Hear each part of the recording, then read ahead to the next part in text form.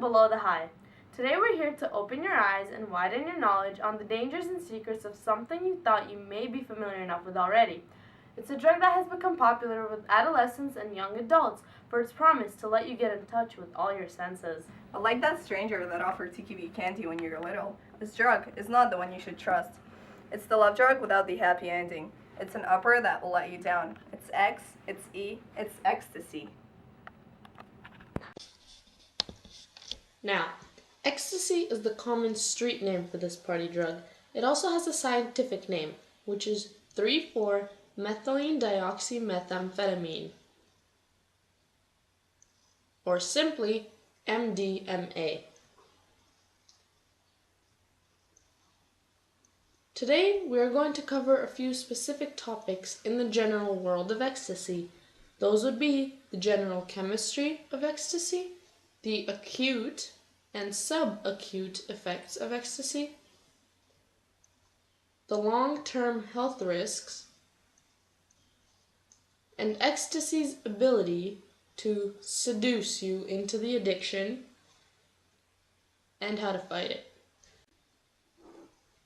Let's begin with the general chemistry. MDMA is a part of phenethylamine and amphetamine classes of drugs. Phenethylamine, which is found right here, is a class of chemicals well known for psychoactive drug and stimulant effects. It functions as a neuromodulator or a neurotransmitter in the mammalian central nervous system. Amphetamine, which is found right here, is a chemical class of stimulants, hallucinogens, and other drugs that produce instinctive, emotional, and social effects. With all these chemical properties, ecstasy is given the power to affect how you feel. After consumption of the pill, in around 20 minutes' time, acute effects begin to take place.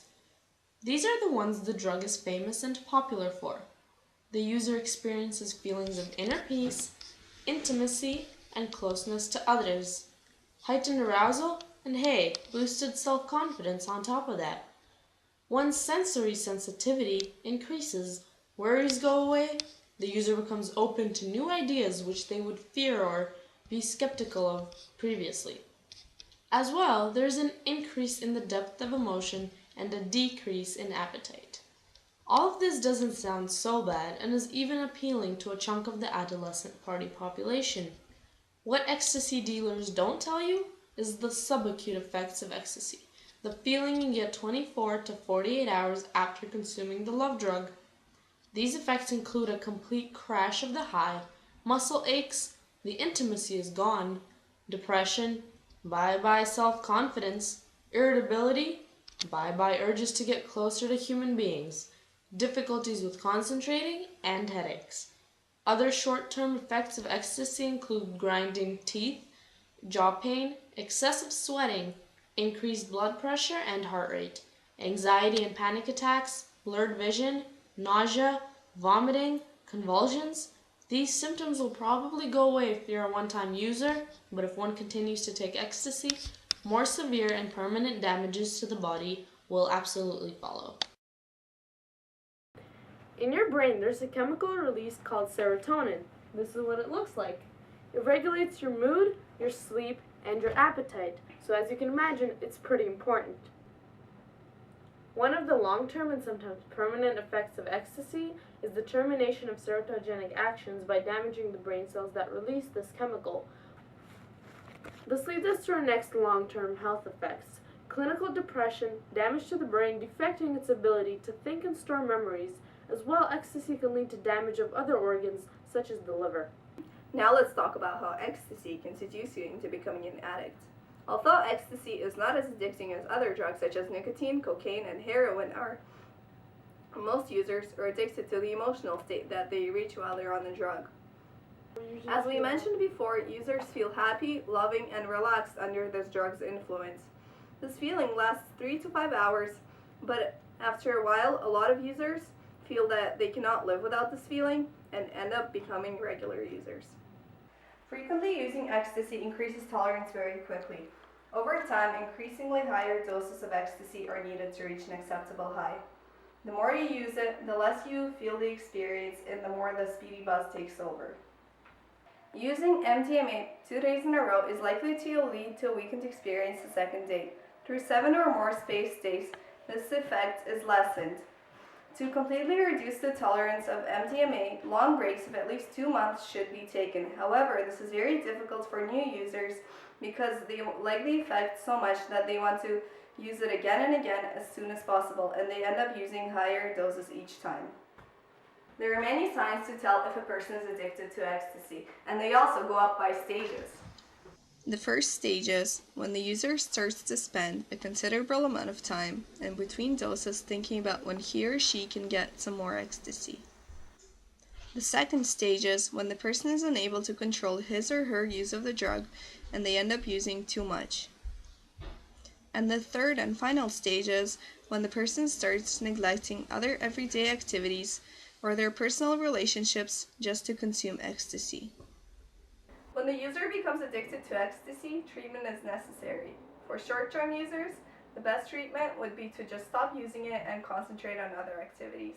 However, this does not work for other long-term users because they start experiencing withdrawal symptoms such as panic attacks.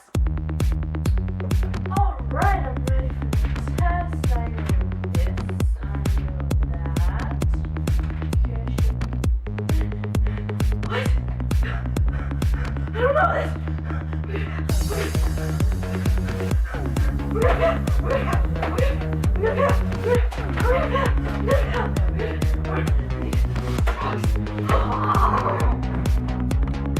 Depression.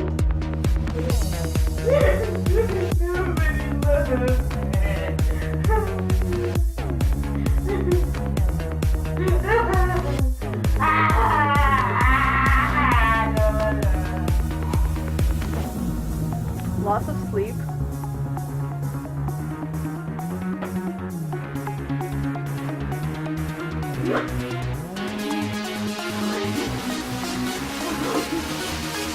Loss of appetite.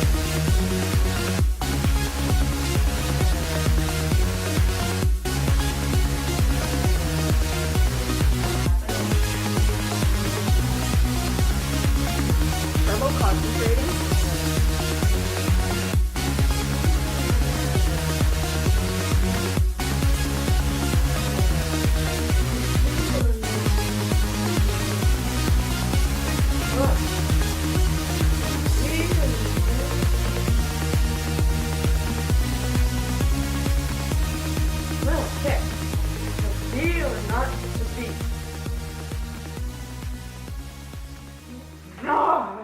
For those serious cases, rehab clinics offer counseling programs which help change the patient's behavior and thinking processes, which may treat your addiction.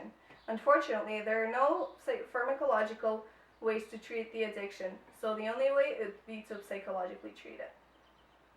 Thank you for watching Below the High. Join us next time when we bring you below another high. And remember, kids, Don't do drugs.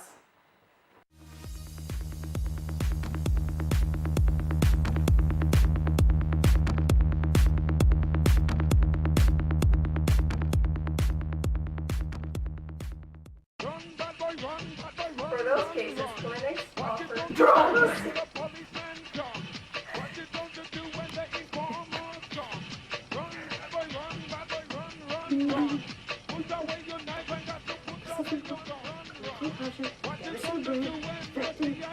To think and store memories! Not an ecstasy. So ecstasy is not as an addiction. Now it's Enunciate!